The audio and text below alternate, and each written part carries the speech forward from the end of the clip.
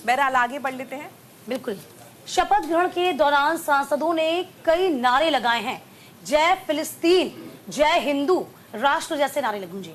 तो आपको बता दें, दैनिक जागरण ने इस खबर को जगह दी। संसद के दूसरे दिन मंगलवार को 25 जून को भी सांसदों को शपथ दिलाई गई थी। तब कई तरह के नारे लगाए गए हैं। देखिए, इस खबर को भी जगह दी गई है। दैनिक जागरण ने खबर भी मैं आपको दिखा रही हूँ। देखिए, अब तक कुल 542 सांसदों ने लोकसभा की सदस्यता ली है। 7 सांसद शपथ अभी नहीं ले पाए हैं। सांसदों की शपथ के दौरान अलग अलग नारेबाजी हुई। राहुल गांधी ने शपथ के बाद जय हिंद और जय संविधान का नारा लगाया। हैदराबाद से AIMIM के सांसद ने जय फिलिस्तीन का नारा भी लगाया। देखिए, अब इस तरह के जो नारे हैं वो गूंज रहे हैं। संसद में मर्यादा बिखरी बिखरी दिखी। शपथ के बाद ओवैसी ने कहा जय भीम, जय तेलंगाना। इधर जय हिंदू राष्ट्र पर हंगामा। बरेली के सांसद गंगवार ने कहा जो बोलना था बोल दिया।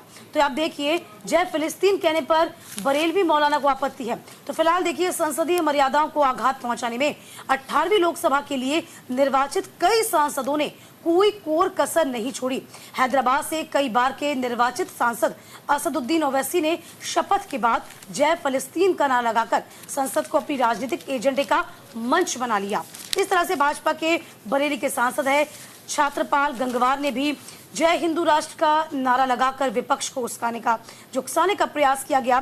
तो फिलहाल देखिए कि किस तरीके से अपनी राजनीति को चमकाने के लिए तमाम सांसद इस तरह की भाषा का, इस तरह के नारे का उपयोग अभी से नहीं पहले से ही करते आए हैं। इस बार के 18वीं लोकसभा की हम शुरुआत की बात करते हैं तो इस तरह के नारों के साथ शुरुआत की गई। यहाँ तक कि आपको बता दें कि जय हिंदू राष्ट्र पर हंगामा हुआ तो बरेली के सांसद गंगवा ने कहा कि जो बोलना था हमने बोल दिया।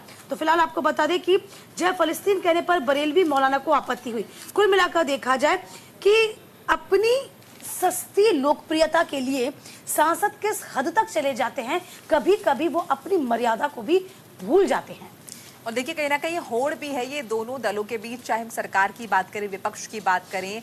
विपक्ष चाहता है कि कहीं से भी कमतर ना वो दिखे, क्योंकि प्रदर्शन उनका पहले से काफी बेहतर रहा है। ऐसे में पूरी तरह से अपनी मौजूदगी दर्ज करवाना चाहते हैं, चाहे नारेबाजी के जरिए हो, चाहे स्पीकर पद के लिए दावेदारी की बात, चूंकि डिप्टी स्पीकर का पद नहीं मिल रहा, हर तरीके से वो ये बताना चाहते हैं कि हमारी मौजूदगी है, हम मजबूत विपक्ष बनकर उभरे। हालांकि देखिए, पिछले 10 सालों में अगर हम देखें तो हम भी लगातार इस बात का जिक्र करते आ रहे हैं कि अगर देश में विपक्ष मजबूत नहीं होगा तो सरकार किस तरह चलेगी, सरकार को जिस मजबूती के साथ काम करना चाहिए वो कैसे होगा, क्योंकि विपक्ष की इंपॉर्टेंस होती है, विपक्ष की मजबूती काफी ज्यादा महत्व रखती है। और अब ये दिखने भी लगा है, हालांकि ये भी देखना होगा दीपिका कि मुद्दा कोई भी हो, चाहे वहां पे जरूरत हो या ना हो, लेकिन विपक्ष कहीं ना कहीं ये जताने के लिए पूरी तरह से अग्रसर नजर आ रहा है कि हम हैं। विपक्ष को तो कद्दावर होना चाहिए, मजबूत विपक्ष। विपक्ष क्या होता है? विपक्ष होती है जनता की आवाज, जो आप जनता की आवाज को सदन के भीतर रखते हैं। ये विपक्ष को अपनी भूमिका समझनी होगी। लेकिन वही बात है ना, सस्ती लोकप्रियता के लिए, अपने आप को लाइमलाइट के लिए रखने के लिए जो सांसद होते हैं इस तरह की भाषा का इस्तेमाल करते हैं, या फिर वो नारे का सहारा ले लीजिए, या फिर आरोप प्रत्यारोप का सहारा ले लीजिए, या फिर हो हल्ला करते हैं। तो फिलहाल विपक्ष को अपनी भूमिका को बहुत अच्छे से समझना होगा।